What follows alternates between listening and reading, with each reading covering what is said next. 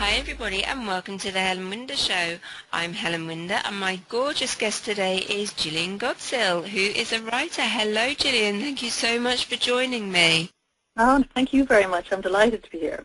No, it's lovely to chat. I know we've exchanged emails and chatted in other ways, but not actually verbally like we are at the moment, so it's lovely. So tell our listeners who you are, where you come from and what it is you do. I feel as if I'm on a blind date. My name is Jillian. Well, my name is Jillian, and I live in Ireland. I'm a Dubliner originally, and I'm now living about 60 miles south of Dublin in a very rural area, very, very rural. I live there with my two children, my two girls, and our two horses, dog and cat. And between Dublin and this very rural spot, I've lived in London. I lived in London for 3 years, loved it there. I worked in the city, I worked for JP Morgan, and I met my then husband at the time, and we traveled to Australia for 3 years. We had a wonderful time there. And I went to Singapore for 2 years. I had my first daughter there. It was wonderful. And then I dragged him kicking and screaming back to Ireland, back to Dublin. And we lived in Dublin for a number of years, and then we bought a big old house down the countryside because my ex was going to be a guest house runner. I think he fancied himself as a Basil Fawlty, and he came down and did a big house. Yeah, and he was closer to Basil Fawlty than I think he realized himself. And that was fine for a bit. And then, but sadly, then we were there about 10, 12 years, maybe a bit longer. But the marriage broke up. We were incompatible, I think is the most accurate description. Mm-hmm. And we broke up. And then, sadly, I hit my divorce, if you like, in a recession. And the biggest piece of advice I can give to anybody is do not get divorced in a recession. It is a bad time to do it for everybody. So I hit a huge financial hit. We had large borrowings, but they were very respectable. They were less than 50% of assets that we had, if you like. But anyway, we hit the recession, and the upshot was that my ex went back to the UK, and he became bankrupt there. And sadly, that meant that myself and kids inherited all the debt here, huge pressure. And then I had a very good business in PR and marketing. Yeah. And that went. And then the banks took the house, and everything went belly up. And then I was forced into bankruptcy myself here in Ireland. Although it's a lot harder here, it's still 3 years plus another 5 years. It's very punitive, so it's not good. Yeah. So I'm kind of like, what's interesting is that you reach a point in your life where you should be sort of going, enjoying the fruits of your labors because, previously my career path had been very traditional, very successful, global experience and getting more and more stuff. And, the business I had here, I employed 4 people, and it was stimulating and exciting and wonderful.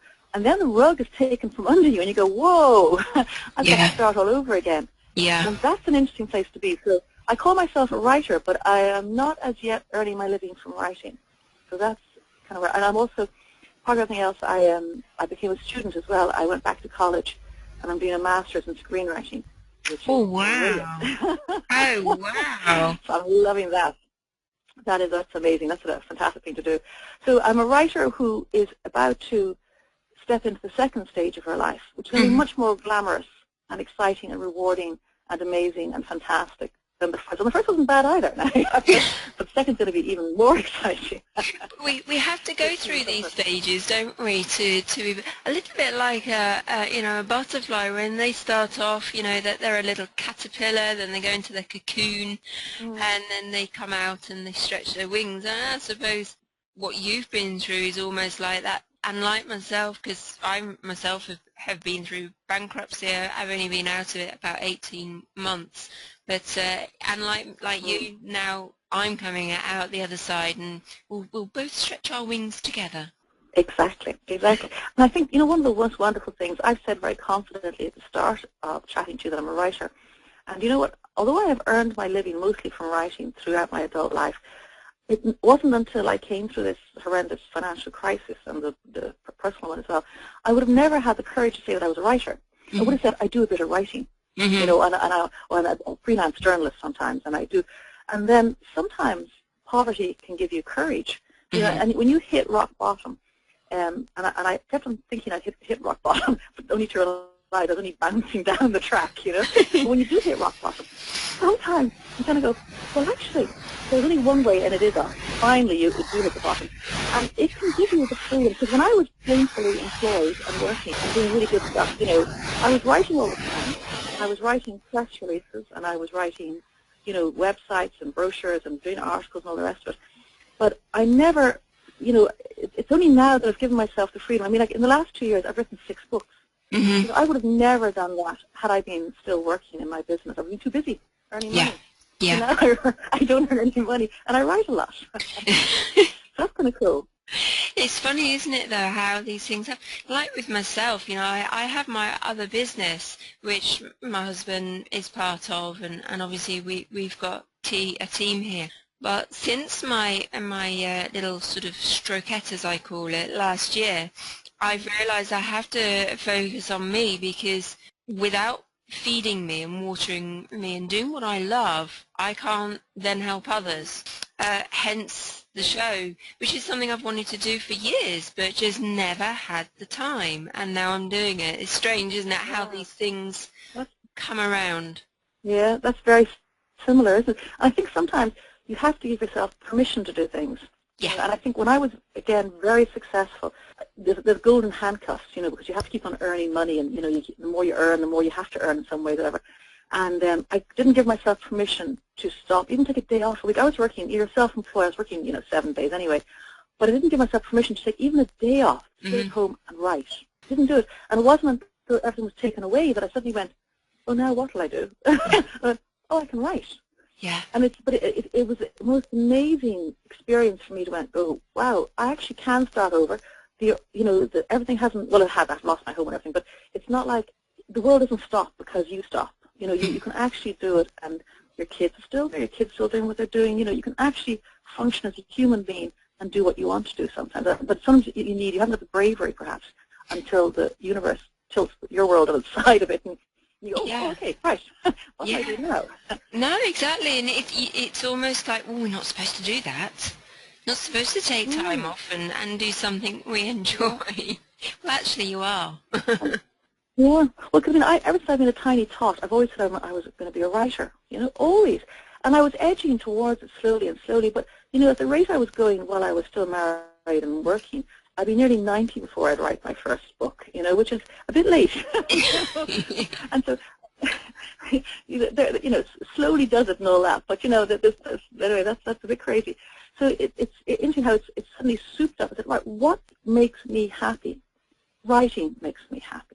Yeah. And I'm a good writer. So let's put everything into that. Let's work on that. And that's been, you know, the biggest thing. Poverty definitely has given, I say poverty, I sound flippant. We have food on the table, you know, we have a roof over our heads. I worry about bills, which means that I have them, which is super, right? But having no money certainly liberates you, because the other things that you are so busy doing, they go away. You don't have them anymore. And that's the most wonderful thing. You know, a lot of people are going through a lot of stress at the moment because this recession is not gone away yet. You know, on a global basis, I know things are getting a bit better or whatever. But sometimes having stuff taken away is not a bad thing. You know, if you can work it to your advantage, build lemons and lemonade stuff, you know. Yeah, absolutely. I mean, obviously, having been in a similar situation like yourself, I can really relate to it. And the thing is, if you've got family and you're going through these stages, I don't know about yourself, but it brought my family, my boys, my husband, you know, all of us much closer in a really strange way. You'd think it would drive you apart, but for me, with my boys, we just, because we couldn't, you know, go out and do things like everybody else, we had to sit at home, so we played games and we'd sit and talk. Yeah. Yes, yeah, no, it's very true. I think you know, there's some ways. I mean, I look at my experience. I found it very cathartic, and it's been, you know, on a personal level, it's been painful. And I've learned huge things, and I've taken huge steps, and I've done small steps, and I've made huge mistakes, and I've made great successes, whatever. So on a personal level, I'm very happy at where I'm going and where I'm traveling to. I know that. But then my guilt thing would be, I didn't want my kids to go through this, because it has been traumatic, losing the home, having no money, you know, having two bills, what can I pay, you know, and I've been to places where I've been to the shops and I haven't had enough money, you know, and that is very, very painful. Or the kids not asking for stuff because they know that there isn't money for it. And I go, what? When I would have found the money for it, no, I didn't want to ask. And, you know, and at the time I thought such things on children, and nor would I wish children to have their childhood in some ways cut short. You know, the romance of the childhood, the not knowing, the innocence of a childhood. Having said that, I think there'll be much better women and much better able to face the world. Yeah. And our relationship, as indeed as you can tell, is much better than had I stayed in the marriage and had things stayed okay. You know, it's infinitely better. I'm starting to relax now, going, oh, it's okay, I haven't damaged them, you know. I haven't been, because for me, I have recession and divorce, so you have the double guilt, you know, the guilt of losing your home, but also the guilt of the marriage with all that. And it's not that I'm happy to leave the marriage, and it wasn't a bad marriage in the sense that I don't regret the marriage, but there is that guilt of failing left, right, and center, and then failing your children. And it's only now that, you know, my kids are 21 next month and 18 last month, and I'm going, wow, I have a much better relationship with them than I would have had I status quo remained in place. That's a relief. It is. I was worried for a bit, but oh my God. Yeah. It doesn't do them any harm because, you know, they learn from all their experiences. I know my boys have, you know, the same thing. They won't ask for things, and they won't even now. They don't expect you to buy these things. If it happens, then it actually means more to them. Yes, totally. And I mean, a treat for us is to get a Chinese takeaway, and we love it. Boy, do we love it. But it is a treat, whereas before that would have been, we would have had a takeaway once a week, I would say. You know, nothing excessive, but at least once a week you'd have a takeaway. Yeah. Now you know, it is a treat, and it's, you know, it's very much enjoyed, and that's a nice thing, that we actually appreciate the fact that we can go out and get a Chinese takeaway. You know, absolutely, wow, you know, yeah. And so it's no hard. It's again, as I say, as a lone parent, I have double guilt. I say, failed financially, failed in my marriage, you know, failed left, right, and center. But I'm now going, wow. And I look at my two young girls, two young women, and I'm so proud of them. I'm going, wow, they are fantastic girls. They're amazing, and that's worth anything. It's, you know, and we all know that possessions are not important. We all know that if we have kids, they're the most important thing, and we all know that. But sometimes you need to be reminded of it, you know. Yes. And sometimes, you know, darkness, you know, the dawn, you know, light before, darkness before the dawn is the greatest. And when the dawn arrives, you go, wow. Without the darkness, you wouldn't have seen it. Absolutely. It's very powerful. So, with your writing, what is it you're doing? You know, what do you write about? And you say you've got you've already released some books as well. So, tell us a little bit about them. Okay. Well, I'm doing a number of different things. At the moment, I say that with the Masters, I'm doing my first draft of my screenplay. That's going to be brilliant, right? But that's a college deadline, so you know, that's for college. But my writing, what I've done is again, this is a thing that amazes me, because I'm a confident woman, but I can now say with confidence, I'm a very good writer. And I write for the local, I write for the Independent Group, which is one of the biggest newspaper groups in the country. Mm-hmm. And I write for this is as a freelance now. I write for the business pages, the Sunday business pages, and I like to do quirky articles, which I really enjoy. That I interviewed recently John Kavanagh, who is actually the coach for Conor McGregor. Yeah, I've heard the name, definitely. Yeah. He won the fight. I mean, I didn't meet Conor. Conor is this mad, successful dynamo of an Irishman who's, you know, cutting a swathe all before him in the mixed martial arts game. But I interviewed his coach, who set up the gym that trained Conor, and three other successful guys coming through. And that was a really interesting interview, because it was a person and what they were doing and their passion. And I love doing those type of interviews, because straight business doesn't interest me, but the people interest me. So I do those type of interviews. I also write op-eds for the main paper, and I do tend to rant and rave a bit about austerity and the banks and all the rest of it. They let me on every so often. They give me like rant and rave. Off you go. And then, exactly, and that pays a few bucks, and I'm hoping to get more and more of that. I also recently interviewed with a radio station, and I'm hoping to do sort of a series of the same sort of quirky business interviews, but on radio, because I really want to do that as well. So that's kind of my business side. And then on my writing side, the creative side, when I was going through all that stuff that was happening, I actually secured an agent based on some materials that I've written. He's actually the top literary agent in Ireland, a man called Jonathan Williams. And I was going to write a non-fiction book about divorce, because I thought it would be very helpful, because I had a very difficult divorce, and I just wanted to write something about the Irish experience, whatever. And in the middle of all the trauma and the thing, I thought, I have to make money. I can't write now because I mean, the book I want to write about divorce will be a very worthy book, as in a helping book. It's not going to sell much, very many copies. I have to make money. Have to make money. It was in 2013. What will I do?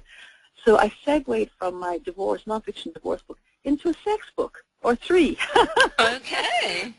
And I wrote them. They're kind of fun though, because they ended up being feminist, comic, activist erotica, which is really mixing your genres, I know. But I was so busy trying to. Well, I wanted to write. Everyone read 50 Shades, and it's obviously top of the news again with the film coming out.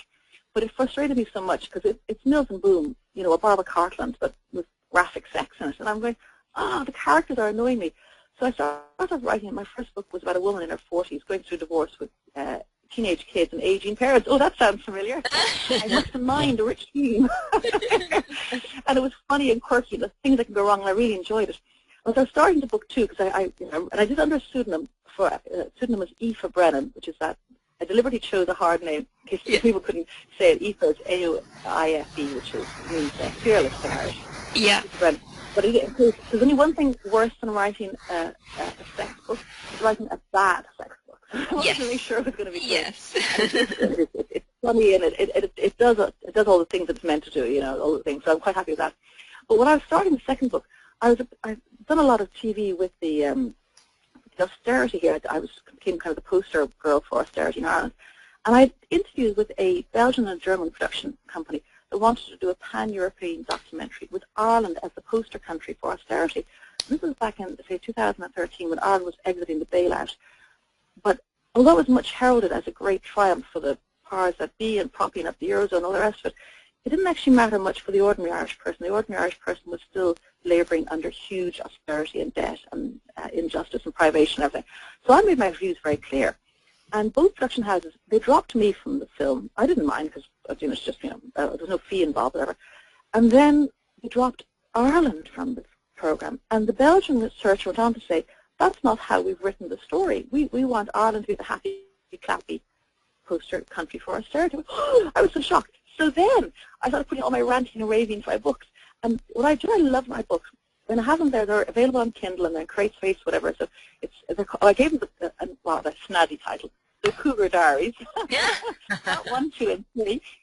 But what I love about them is that they have, in the reviews, strangers who read them go, and Americans, they go, oh, I read this book. It's really interesting. The banks are really horrible. There's all this privation in Ireland, the economic fallout in Ireland. So I can guarantee in all the reviews of the 50 Shades, there's not one mention of the collapse of the American banking system. But in my books, there's loads of stuff. Oh, yeah, and so I'm really proud of them because I'm writing books the books, they're fun. There's 3 of them. You have to write a trilogy. And it's fun. I had fun writing them. It was a great experience. But I was able to write about what was happening in Ireland, and for me that was very, very positive. It was real, yes. Yeah. So that's kind of fun. So that was, and then also what happened to me when I became bankrupt here in Ireland, when you're a bankrupt in Ireland, and I think it's probably the same in the UK because we inherited the laws from the UK, when you're bankrupt, you're not allowed to run for public office. And, that's right. It's a letter when you have to be a man of property, and is not bankrupt. So I took the Irish government to the High Court. I said my constitutional rights were being infringed. And, there's being a bankrupt, because I was arguing it wasn't a moral condition, it was a financial condition, and it had no bearing on my ability to run for public office and to be a good person, and to serve the people, whatever. So I won that case, and the government changed the law just in time for me to run for Europe. So, okay. So I had 4 weeks to run for Europe, no money, and I had no party, and I had no nothing. But in 4 weeks, I was very happy. I managed to secure 11,500 votes. Wow. And I was very proud of myself. And I used it as a platform to talk about the injustice, what was happening, and the whole thing, whatever. But I wrote 2 books in covering that period too. One was just before I became bankrupt. I wrote my memoirs because I said I know memoirs. Remind you, sure, if Justin Bieber, he's done 2 lots already, hasn't he? Whatever. I know I'm a bit young to write memoirs, but I wrote the first one because I wanted to draw a line in the sand. So I said, right, I'll write the first lot. And then the second lot I did as I started the day I became bankrupt. I called it Diary of a Bankrupt. And I went through until the day I left the cancer centre in Cork. I went down. We have proportional representation in Ireland, which means there's a lot of recounting and transfers, and it's a very complicated, convoluted process. Yeah. And I've always thought it's been terribly boring. You hear, oh, God, it's so boring. Do you know what? when you have skin in the game, it's the most exciting thing ever. I went to the county centre for a couple of hours. 2 days later, they peeled me out of the place. When I was finally eliminated, and I was like, oh, wow. So I wrote a book about it. They're with my agent now. He's doing it. And I'm also using that experience with the film. I want to write a comedy about my experience in the process. So that's my current lot of writing. So it's, wow. different, I guess. Yeah, it's fantastic. Yeah, I was going to say it's fascinating because the thing is that we see the situations that we all experience, you know, from having great careers or, you know, businesses that are doing really, really well to suddenly nothing, losing everything, relationships, you know, dwindle or your home goes, those sorts of things, as mine did, you know, 2 days before my 40th. But we have to turn them around and rather going into them, look at the situation and work with it and see actually what you can make of it. And like you know, you've developed and you've been able to do the writing. And I think we do have to sort of start to change our view on situations to be able to work through them and come out the other side. Well, I think it is so important because, and part of the reason why I became, I say, the poster girl for austerity here in Ireland is that when people ask me questions, I answer them. And we have, although for a very talkative nation, we're very reluctant to talk about failure. Yeah. And ironically, the man, you know, Samuel Beckett, the famous Irish playwright and writer, it's he who said, ever try, ever fail, try again harder, fail harder.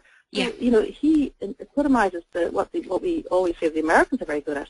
But as Irish people, we're not good at that. We're very bad at dealing with failure, especially financial failure. Yeah. So I spoke a lot about it, and as a result, I got a lot of people writing to me and talking to me and communicating to me who are going through the same or worse or better, or this, you know, they're going through this trauma. And they said, thank you for speaking about it. I don't feel so bad anymore because you're up there and you're talking about it. And I keep on saying, it's not a moral issue. Failing in your finances. I've always worked hard. I haven't been lying around the place and going, oh, I'm not going to work today, whatever. I've always worked hard and I'm happy and successful. And I failed. And it hurts. It hurts like hell, but I'm not ashamed of it. You know? Yeah. It hurts in some ways, but I'm not ashamed. And I think that is very important. And I think the other thing, the reason why I talk about it a lot too as well, we have some very high-profile bankrupts here in Ireland. And they're high profile for a number of reasons. Well, A, they're big developers, you know, so big names, whatever. But B, because our laws here, although there's new laws in here, they're still not really fit for purpose. They're still punitive and all the rest of it. So a lot of the banks have gone overseas. So there's a lot of, there's a lot of press about very high profile. People think that bankrupts are people who still manage to have transferred all their money to their wife, or they have loads of houses here. They still have, their lifestyle doesn't appear to have changed, and that colors people's perception about what a bankrupt is. With an actual fact, the vast rank and file, and 2014 with the new bankruptcy laws, there were 434 people adjudicated bankrupt. I think there was like that same number in the previous 100 years in Ireland. So there's a huge number of people going through it. The vast rank and file are ordinary. They're home, who overextended their business, whatever they do, and who don't have the second home to run away to, in Portugal or whatever, and to relax and whatever. They don't have that. It doesn't exist. And they are doing the best they can. And that's why I ran to it too as well, because there are ordinary people who are going through tough times. And, just not to be ashamed. And that's a horrible thing we have here too as well. I'm sorry to be so depressed about it, but our suicide rate is huge. It's more than car accidents. Over 500 a year, and that doesn't include drowning, because that's never included in suicides because of the medical term, and all those single car accidents are not included in the because it's unknown. But a high proportion of them are reckoned to be suicide attempts, and that has to be addressed. It has to, otherwise people are going to be. And the thing too as well, people can be miserable, and that's wrong too. So it's bad not to lose everything, but to feel guilt on top, and to, just to be not to enjoy your life anymore. And I think that's so wrong, because you think you have to keep on going, and at least let's talk about it, and let's find other things that we can do so we can cope. And you're not going to turn the corner overnight, but you have to live, even if you're traveling on that road. I think that's very important, to live and laugh and enjoy, and you have your Chinese takeaway maybe. Whoa, Yeah, whatever exactly. To celebrate, Exactly, yeah. I mean, like myself, like I say, 2 days before my 40th, they say life begins at 40. That's what I did with a clean slate. You mightn't have chosen it, but No, not quite it's my how you choice, look at but it. You you have to turn it around, otherwise Absolutely. you're just never going to move forward. And it's the same with anything Yeah. that we go through, isn't it? Totally. Well, like one of the things that I do, I've always sung, now not terribly well, but I sing in choirs. And I've been, again, you get freedoms, again, poverty gives you freedom, but I sing in the local choir, but I also sing in the Island of Ireland Peace Choir. And that was formed out of the Omagh bombing back in Okay. 96, I think it was. It was a Waterford Omagh Peace Choir, and it was set up by a local man, Phil Brennan, who so strongly, sort of the not in my name things, that there should be peace, why can't the communities live together? So he did it through music, and it's an amazing choir, and I joined that about a year and a half ago. But talk about wonderful experiences you can have. We traveled to Belgium in December, and we went for it's a 36-hour trip. We went to celebrate the Christmas truce in the Oh, scene in Belgium on the battlefield, and it was the most powerful 36 hours I've ever been. We were awake for most of it, you can imagine, traveling and all the rest of it, and it was funded by Cooperation North, so we had actually Brenda Hale, who's an MLA from the North, a wonderful woman, a young woman with 2 daughters, who lost her husband. He was in the British Army, lost him in Afghanistan, and she spoke so movingly about the price we pay for democracy. And yeah. regardless of your views on wars, whatever, that woman had paid the ultimate price. She lost her husband, and she was such an amazing woman. And we went there to celebrate that Christmas truce. The soldiers who Yeah. recognized the humanity the other side. Yeah. And it was just one of the most powerful, powerful experiences of my life, I think, And there are things like that again, it's like people come say you stop and you go, wow, there are things you need to embrace. And it goes back to that point about living. Singing is very important to me because of the joy and the camaraderie and just the endorphins you release when you sing. Yeah. But then also, how lucky am I? I'm bankrupt, I'm broke, and yet I went to the Peace Choir and we sang on the battlefield and we did a concert, and how, wow, this is life. Yeah, absolutely, and that's the thing, isn't it? That it doesn't stop. No matter what you go through, life doesn't have to stop. In actual fact, doors sometimes open even wider for us. Yes, yeah, totally. I totally believe that. I've had so many experiences and joys and things that I would never had the courage to do before. Yeah. And things like my kids had ponies. We had money originally. Our kids had ponies. We still have horses, but they're rescue horses, and we have to hang on to them because otherwise they'll be in the factory. So Oh no. I know they're not going to the factory, but it is tough trying to hang on Yeah. to them. It's not easy.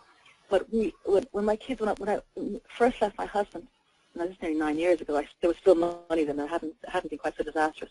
But I said, I'm going to learn to ride now because I grew up in Dublin. I never had learned to ride or anything. And I still had money, right? He said, but I learned to ride, bought a little cob, had a fantastic time, learned to jump, and then I went on a cattle drive in Montana. I mean, wow, that was just, let's go for Wow. green. It's just amazing. Now I don't ride anymore because of the money, but I did it, and that's wow. I can always very proudly say I've done that. I've You've done the done, cattle drive. yeah, I'd love to do that. Wow. But that's the Amazing. thing, isn't it? You look for the opportunity. Don't close your eyes. Just keep your eyes open because something will always Yeah. be there for you. So, what would be your tips to people out there listening who are going through a bit of a moment, bit of a road work, as I call it, um, you know, Yeah. and how to stay focused and move forward? What would be your tips on that? Okay. Well, especially if you've hit the roadworks, right? That can be an opportunity. I think that's the biggest thing, because if I had not hit my own particular roadworks, if I had double roadworks, I would not be where I am today. Yeah. I'm going where I want to go tomorrow. And that is massive. I have such self-belief in myself now. So I think sometimes having a hiccup allows you to look at your life and say, well, am I happy doing this? Is it what I want to do? Maybe I will make a change. Maybe, and I'm not saying you close the business or you lose the house. You don't necessarily have to go through such traumatic stuff, whatever. But looking back, if I was giving advice to my, late 30, 40-year-old self, I would have said, because I wouldn't necessarily, recommend the divorce method, but I would say, if you have a burning desire, sit down and figure out how you can do it within the parameters of your life. So you don't need to lose everything. So I would have, if I was meant to stay married, I would have liked to said to myself when I was 39, take a day off a week and go write. Go and find a space and go write. Go and pursue that one thing that makes you happy. Because, I get lots of teasing about the erotica, right? Of course I do. And people say, oh, do you get turned on when you write it? And I'm going, oh, for goodness sake, of course you can't write without having emotion. But what's funny for me, if I write a good paragraph, and it could be writing to the post office, I don't know, if I write a paragraph of something that I like, that really, really excites me. I go, wow. So, that is a burning, burning passion of mine, is to write. And I wish I had popped on earlier and just taken the time. So I'd say to people listening now, who are looking at who hopefully are in happy marriages and all the rest of it, so let's just take it as a granted, hopefully they're not going through mad stuff. See, what is your passion? And sometimes people say, like, I'm helping my daughter choose her stuff for college too, as well. She's doing her final year in school there. And music, she's very good. She plays piano and stuff. We met with a career woman, and she said, she was very clever. She said, you have to recognize, remember yesterday, that sometimes your music may be your hobby as opposed to your life pursuit. And that's a very valid point too as well, because she said, I don't really think maybe your daughter needs to choose a music course, but she can always teach music. I mean, her son apparently put himself through college teaching, piano lessons or classical guitar. So there is that choice. But if there's something you really, really want to do, maybe even by taking a day out a week or a Saturday and saying, this is my time to do it, maybe as a way to transition to using it as your business, as your life force. And if you are, there's the old adage, if you are doing what you love, if you're working on what you love, you don't work a day in your life. And I used to really enjoy my PR when I was out, and I did enjoy it. I mean, not all the time, but, a good 70% I got a buzz from it. But the writing, I adore. Yeah. I just say, if you have a passion, you don't necessarily have to have a major life catastrophe to do it. Figure out, say, can I pursue it and can I transition to my passion? And the other thing I would say too as well, if you are going through hard times, and I'd say there's very few people who aren't, is A, talk about it. B, especially if it's financial, do not feel ashamed about it. Everyone's going through it. Or remember that your neighbor is going through it, another neighbor is going through it, whatever. And then try and live. I think the amount of wasted time of people, and I've done it myself. I spent 6 months in a zombie state, a death zombie, I call it. But try and live through it, because you don't get the time back again. You don't come back again with your kids, with your friends, with your life. And if at all, if you can force yourself to put one foot in front of the other and say, okay, this is really, really tough. Yeah. But this too will pass. This too will pass. And to keep on going. And try to find something. Like singing is my joy. It's free. Singing is free. Choir members are really nice people, It's a really nice thing to do. Or hill walking, or whatever it is you can find that takes you out of yourself and you enjoy. I think that's how I would say. So I would live, find your passion, and laugh. Yeah. That's what I say. Yeah, very true. No, I love it. Most of the money will follow. Yeah. But absolutely spot on. I mean, what you were saying there obviously certainly was pulling a few little heartstrings for me as well. So hopefully, our listeners will be feeling the same. Now, if they wanted to get in touch with you, how did they do that? Where can they find you? Yep. The best thing for me, I have a blog. It's Jillian Godsil. Very awkward spelling, I know. It's JILLIANGODSIL.com. Or I think if you Google the brokest woman in Ireland, I come up as well. So you can leave a message there. Cause I blog, I rant and rave about social issues and bits pieces there, whatever. Or if you want to, my old business address is still going, Jillian@practicepr.ie. So those are probably the two ways to catch me. But if you Google my name, you can leave a message or on my blog or a comment, whatever, and I'd be more than happy. Or if they want to do some nice reading and discover what Ireland's like and the recession, Aoife Brennan and the Cougar Diaries is always an option. They're available on Kindle, and they're about €6 for the lot of them. Fantastic. Fun reading. Oh, that's but brilliant. JillianGodsil.com is the best. Fantastic. Well, I will also pop a link on my on the show website as well, so they can always visit. If they can't remember, then they can always pop over to there and find you.